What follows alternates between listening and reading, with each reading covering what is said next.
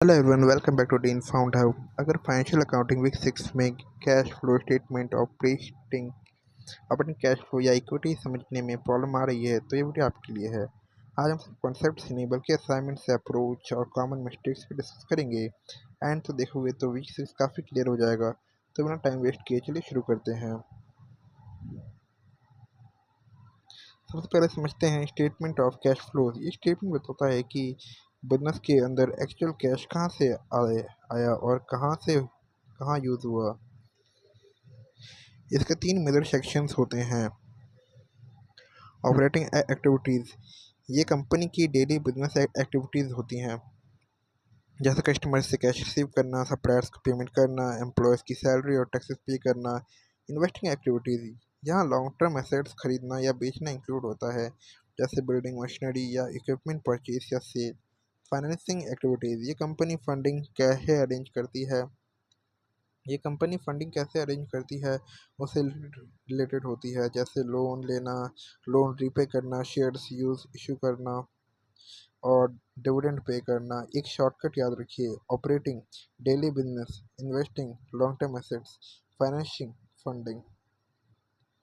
अब देखते हैं असाइनमेंट टाइप क्वेश्चंस। पहला क्वेश्चन, क्या operating cash flow actual method से प्रिपेयर होता है? आंसर है नहीं, सिर्फ डायरेक्ट और इनडायरेक्ट मेथड यूज होते हैं। दूसरा क्वेश्चन, इन्वेंट्री के सप्लायर्स को पेमेंट किस एक्टिविटी में आएगा? बहुत स्टूडेंट्स इन्वेस्टिंग चूज कर देते हैं, लेकिन सही आंसर है ऑपरेटिंग एक्टिविटी, क्योंकि इन्वेंट्री बिजनेस का डेली पार्ट है। अब कैलकुलेशन देखते हैं। कलेक्शंस और इंटरेस्ट रिसीव्ड को ऐड करेंगे, उसमें से सप्लायर्स, एम्प्लॉयज़, रेंट और टैक्सेस सब्ट्रैक्ट करेंगे। फाइनल ऑपरेटिंग कैश फ्लो आता है $92,200।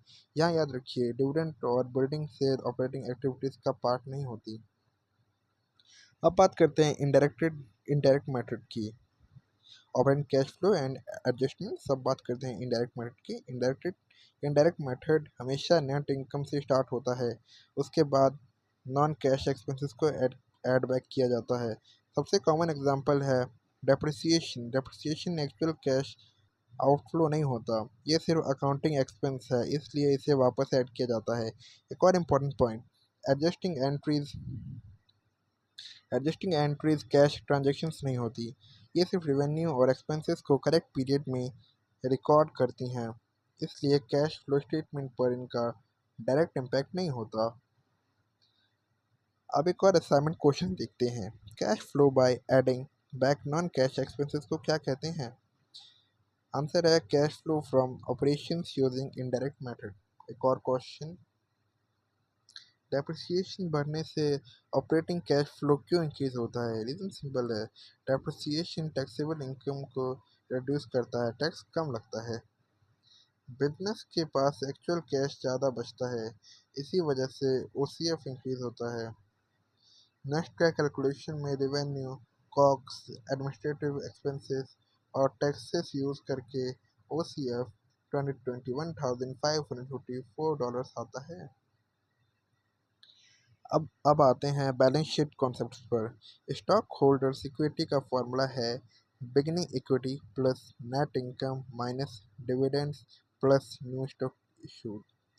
एक्यूमुलेटेड डेप्रिसिएशन लायबिलिटी नहीं होती, ये कॉन्ट्रा एसेट अकाउंट होता है जो एसेट की वैल्यू रिड्यूस करता है। प्रीपेड एक्सपेंसेस एडवांस पेमेंट होती हैं, इनिशियली एसेट होती हैं, टाइम के साथ एक्सपेंस बन जाती हैं। अब असाइनमेंट क्वेश्चन सॉल्व करते हैं।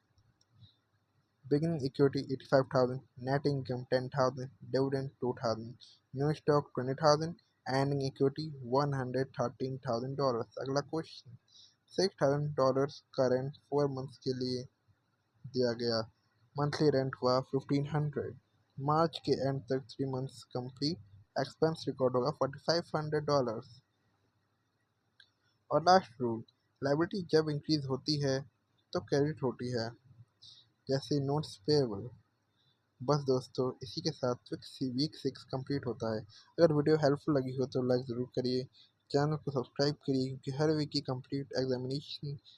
कंप्लीट एक्सप्लेनेशन और असाइनमेंट अप्रोच इसी तरह अपलोड होती रहेगी। कमेंट में बताइए कि नेक्स्ट वीडियो वीक 7 की चाहिए या असाइनमेंट सॉल्यूशंस की। मिलते हैं नेक्स्ट वीडियो में। Thank you.